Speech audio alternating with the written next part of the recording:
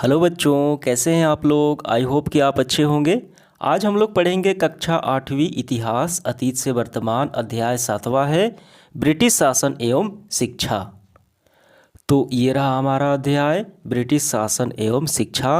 तो इस प्रस्तुत अध्याय के सारे अभ्यास के प्रश्नों को हम लोग हल करेंगे। आइए वीडियो को प्रारंभ करते हैं। सबसे पहले देखिए, हमें सही विकल्प का चयन करना है। विलियम जोन्स भारतीय इतिहास, दर्शन और कानून का अध्ययन को क्यों जरूरी मानते थे। 4 विकल्प दिया गया है। तो यहाँ पे देखिए, ये रहे विलियम जोन्स। ठीक है, तो विलियम जोन्स जो थे वो भारत के प्रति आदर और सम्मान का भाव रखते थे। और ठीक है, और उनका मानना था कि अगर भारत की श्रेष्ठता को जानना हो तो भारतीय ग्रंथों को अच्छे से अध्ययन करना पड़ेगा। और उनका मानना ये भी था, अगर भारत में एक बेहतर अंग्रेजी शासन कायम करना हो, ठीक है, अंग्रेजी शासन, तो इन ग्रंथों को पढ़ना और समझना आवश्यक होगा। भारतीय दर्शन इतिहास को अनिवार्य कहा पढ़ने के लिए। क्यों? क्योंकि भारत में एक बेहतर अंग्रेजी शासन कायम करने के लिए। ऑप्शन नंबर ए जो है ये बिल्कुल सही होगा। भारत में बेहतर अंग्रेजी शासन स्थापित करने के लिए। दूसरा देखिए, आधुनिक शिक्षा की भाषा किसको बनाया गया। ठीक है, यहाँ पे 4 भाषाएं दी गई हैं। किसको बनाया गया आधुनिक शिक्षा की भाषा? तो लॉर्ड मैकाले जो थे वो अंग्रेजी जो शिक्षा को वो बढ़ावा दे रहे थे। ठीक है, तो उन्होंने क्या किया कि अंग्रेजी भाषा को आधुनिक शिक्षा के रूप में ये पारित किया, भाषा के रूप में अंग्रेजी प्रमुख बताया और इस आधार पे अधिनियम पारित किया जिसे आधुनिक शिक्षा अधिनियम भी कहा जाता है। और भारत में भी जब पहली शिक्षा लागू हुई तो वहाँ पर भी उच्च शिक्षा का माध्यम अंग्रेजी ही बनाया गया। तो ऑप्शन नंबर सी जो है बिल्कुल सही होगा। इसके बाद देखिए तीसरा, एशियाटिक सोसाइटी ऑफ बंगाल की स्थापना किसने की। तो ये रहा एशियाटिक सोसाइटी ऑफ बंगाल, इसके स्थापना किसने की?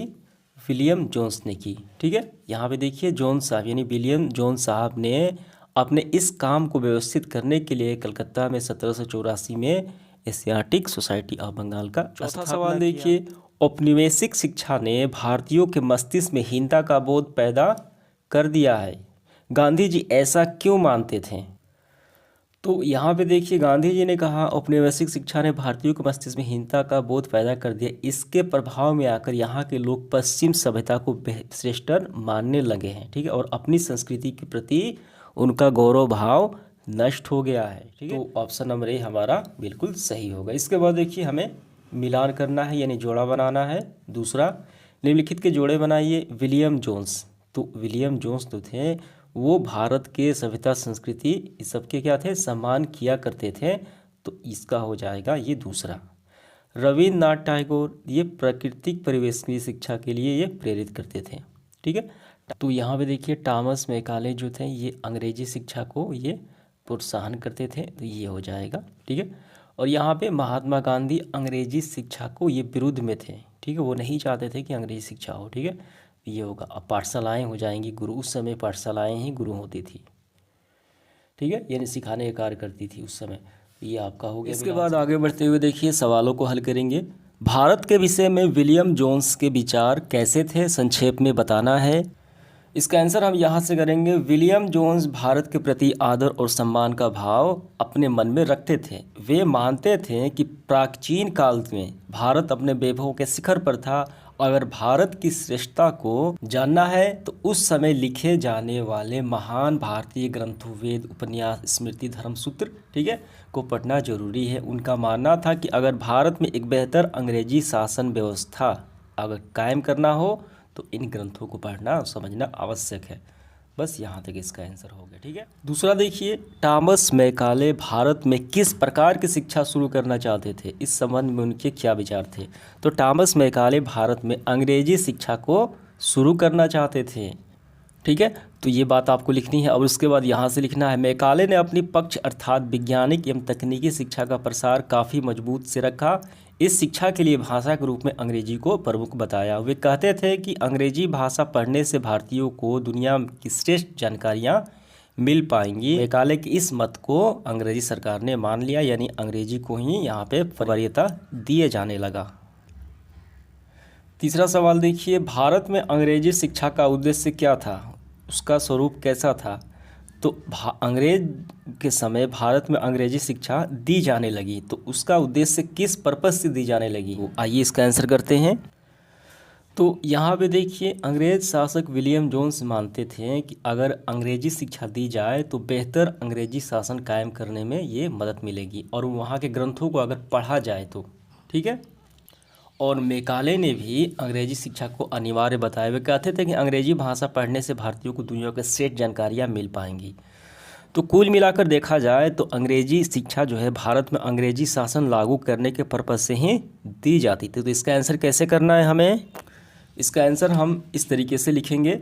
भारत में अंग्रेजी शिक्षा को शुरू करने का प्राथमिक प्रयास ब्रिटिश राज अधिकारियों द्वारा किया गया था, ठीक है। इसका उद्देश्य उन्हें भारतीय जनता को अपने प्रशासनिक, न्यायिक और सैन्य कार्यों के लिए अंग्रेजी भाषा में प्रशिक्षित करते थे, ठीक है, वो करने थे, जिससे उन्हें अपने शासन प्रक्रिया और अधिक प्रभावी बना सके।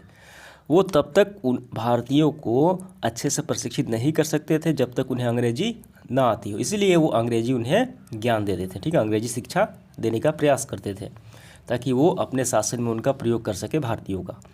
ये समझ में आ गए, तो यही इसका आंसर हो गया। चौथा सवाल देखिए, शिक्षा के विषय में महात्मा गांधी और रविन्द्रनाथ टैगोर के विचार हमें बताने हैं, दोनों के विचार हमें बताना है शिक्षा के प्रति। तो आपको लिखना है सबसे पहले महात्मा गांधी के, देखिए क्या है विचार। महात्मा गांधी ने लिखा था, शिक्षा से मेरा मतलब इस बात से है कि बालक और मनुष्य के देह, मस्तिष्क और भावना की श्रेष्ठता को सामने लाया जाए। साक्षरता न तो शिक्षा का अंत है और न ही उसकी शुरुआत, यह केवल एक साधन है जिसके जरिए पुरुष और महिलाओं को शिक्षा दी जाती है। साक्षरता अपने आप में शिक्षा नहीं होती, लिहाजा मैं बच्चों को शिक्षित करने हुए सबसे पहले उन्हें कोई उपयोगी हस्त कौशल सिखाऊंगा, उन्हें शुरू से ही कुछ रचने पैदा करने के लिए तैयार कराऊंगा। मेरा मानना है कि दिमाग और आत्मनिर्भर सर्वोच्च विकास इस तरह की शिक्षा से ही संभव है। तो उनका विचार ये था। अब इसके बाद रविन्द्रनाथ टैगोर के विचार हमें लिखने हैं। तो टैगोर के विचार हमें यहाँ से करना है। टैगोर के मुताबिक, ठीक है, यहाँ से वर्तमान जो स्कूल हैं बच्चों की रचनाशीलता, कल्पनाशीलता और होने वाले उनके स्वाभाविक गुणों को मार देते हैं। टैगोर का मानना था कि सृजनात्मक शिक्षा को केवल प्रकृति परिवेश में ही प्रोत्साहन किया जा सकता है, ये उनके प्रमुख विचार थे, ठीक है। वो प्राकृतिक शिक्षा को ज़्यादा प्रोत्साहन दे रहे थे प्राकृतिक परिवेश में, यहाँ तक लिखना है। और इसके बाद ये भी लाइन आपको लिख लेना है, टैगोर आधुनिक पश्चिम सभ्यता और भारतीय परंपरा को श्रेष्ठ तत्वों का सम्मिश्रण चाहते थे, ठीक है। उन्होंने शांति निकेतन में कला, संगीत, नृत्य और साथ साथ विज्ञान और प्रौद्योगिकी शिक्षा भी जोड़ दिया। तो इसका आंसर हो गया। पांचवा सवाल देखिए, सेशन का आखिरी सवाल, अंग्रेज विद्वान के बीच शिक्षा नीति के विषय में किस प्रकार विवाद थे, इस विवाद के संबंध में आप क्या सोचते हैं बताएं। तो इसका आंसर हमें यहाँ से करना है, शिक्षा के क्षेत्र में कम खर्च के लिए पैसा तो मिल गया, लेकिन अब सवाल यह था कि उन्हें खर्च किस रूप में किया जाए। कुछ अंग्रेज विद्वानों का कहना था कि इस पैसे से भारतीय विद्या और ज्ञान के प्रसार में खर्च करना चाहिए। इन लोगों पर जोन्स महोदय का प्रभाव था। यह वह कहता था कि भारतीयों को उनकी भाषा में पढ़ाया जाए, जिससे कर्मचारियों की आपूर्ति भी हो जाएगी और साथ ही भारत की परंपरा को भी जानने की सहायता मिलेगी। ये दोनों बात भारत के अंग्रेजी शासन मौजूद और अस्थायी बनाएंगी। इसके विपरीत एक अन्य पक्ष था, ठीक है, वो कहता था कि अंग्रेजों का एक बड़ा वर्ग इस बात से आलोचना कर रहा था कि इस लोगों का कहना था कि भारतीय शास्त्र अवैज्ञानिक और गलत सूचनाओं से भरे हैं, ठीक है, इसलिए उतना पैसा पुरातन भारतीय शिक्षा पर खर्च करना मूर्खता है। इस मत के प्रमुख विचारक जोन्स, मिल और मैकाले थे, ठीक है, ये बात कर रहे थे। तो मैकाले शुरू से ही अंग्रेज शिक्षा के समर्थन थे, ठीक है। इन लोगों का मानना था कि भारतीयों को व्यवहारिक जीवन में शिक्षा देनी चाहिए। इन्हें यह बताना आवश्यक है कि इंग्लैंड और अन्य यूरोपियन देश किस प्रकार वैज्ञानिक और तकनीकी सहायता हासिल कर सके। तो हमें अपने विचार ही बताना है। तो ये समझ में आ गया, दो पक्ष थे। एक पक्ष चाहता था कि भारतीयों को उनके ही भाषा में शिक्षा दी जाए, उनकी संस्कृति में शिक्षा दी जाए, ठीक है, उनकी परंपरा में। और दूसरा पक्ष मानता था कि इसमें पैसे खर्च करना क्या है, मूर्खता है, उन्हें अंग्रेजी की शिक्षा दी जाए, ठीक है।